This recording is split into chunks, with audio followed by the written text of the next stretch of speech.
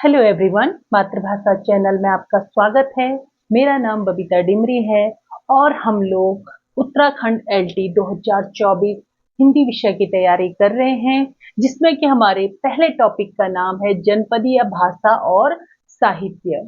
इस टॉपिक पर हम 7 वीडियो पहले ही कवर कर चुके हैं और आज हम इसका भाग 8 देखेंगे, जिस पर हम उत्तराखंड के जो कवि हमारे सिलेबस में दिए गए हैं उन पर चर्चा करेंगे। तो आइए शुरू करते हैं। हमारे उत्तराखंड के कवियों में हमारे सिलेबस में जो सबसे पहले कवि दिए गए हैं उनका नाम है तोता कृष्ण गेरोला। तो आइए तोता कृष्ण गेरोला जी के बारे में जानते हैं कि तोता कृष्ण गेरोला जी का जन्म 9 नवंबर 1896 ईस्वी को टिहरी में हुआ था। कब हुआ था? 9 नवंबर 1896 ईस्वी को टिहरी में हुआ था।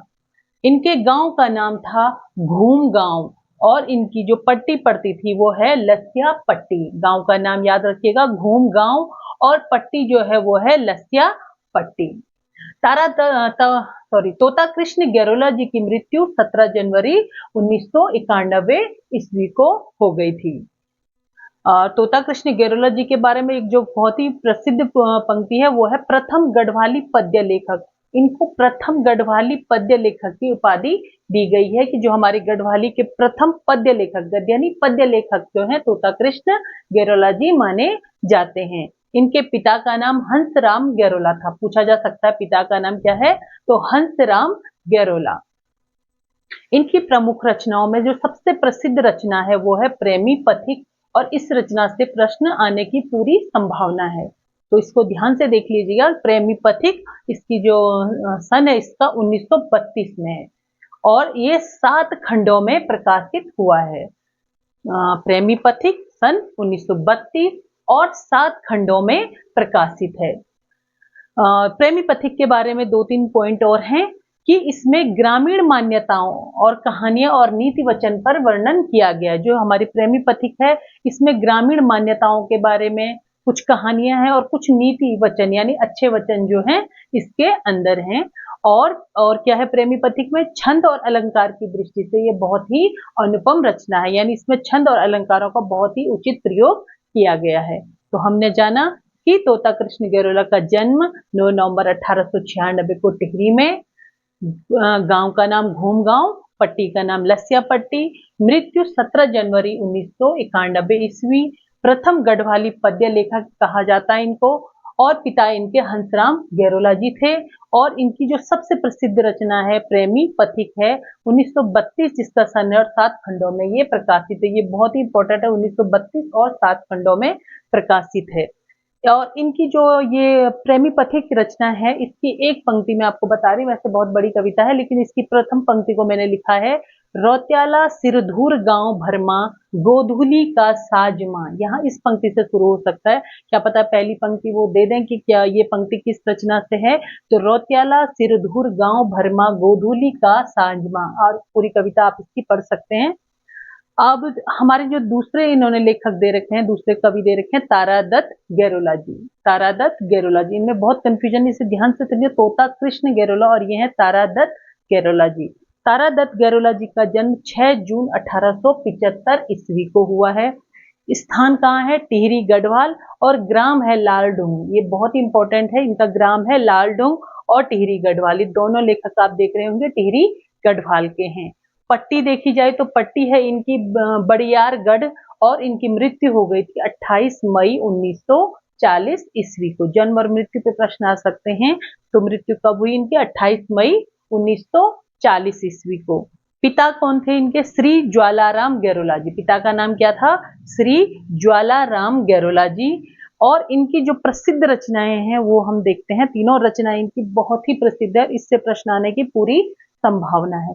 सबसे पहला है इनका सदेई गीत। सदेई गीत इनका एक गीति काव्य है। इंपॉर्टेंट है कि क्या है? एक गीति काव्य है और करुण रस प्रधान है। कैसा रस प्रधान है? करुण रस प्रधान है। और सदेई गीत का जो सन है 1921 ईस्वी है। एक संवेदनशील कविता है जिसमें संवेदना के बारे में, संवेदना पे विचार किया गया है। एक संवेदनात्मक कविता है।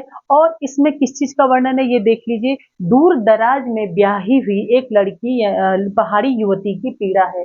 जब पुराने टाइम की बात है, जब बहुत ही दूर लड़कियों की शादी हो जाया करती थी, और उसी का वर्णन इसमें किया गया कि दूर, बहुत दूर ब्याही गई एक पहाड़ी युवती की पीड़ा है कि किस तरह से वो उस अपने ससुराल में, अपने जो गाँव है, अपने मायके को याद करती है, किस तरह से हर चीज़, जो भी चीज़, हवा, पानी जो भी देखती है, और उसे हर पल अपने मायके की याद आती है। इसका बहुत ही संवेदनशीलता से वर्णन किया गया है, इसीलिए इसे एक संवेदनशील कविता कहा गया है, इसीलिए ये करुण रस प्रधान है।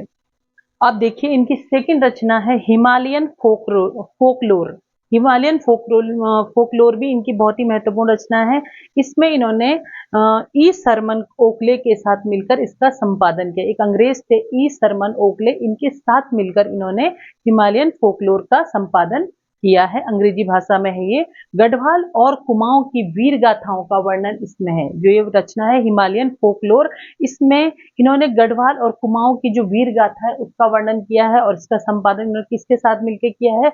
ई सरमन ओकले, जो कि एक अंग्रेज थे। नेक्स्ट है इनका द सॉन्ग्स ऑफ दादू।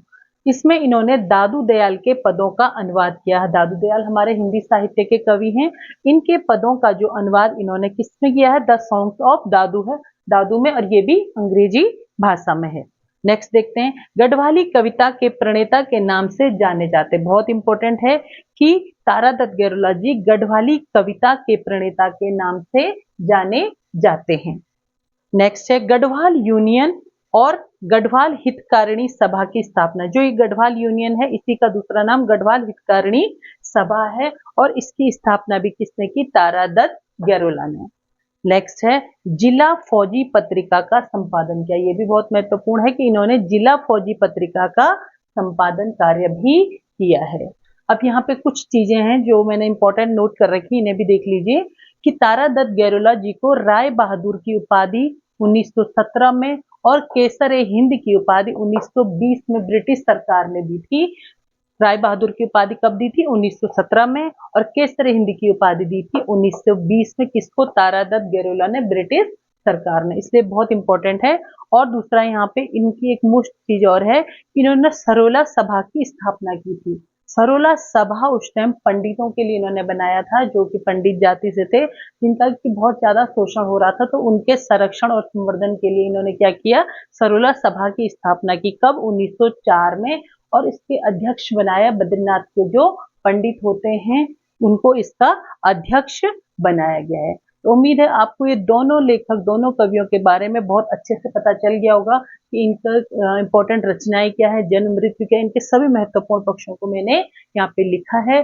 अगली वीडियो में हम इससे आगे के जो राइटर हमारे बचते हैं, जो कवि उत्तराखंड के कवि इसमें हमारे सिलेबस में है, उन पर चर्चा करेंगे।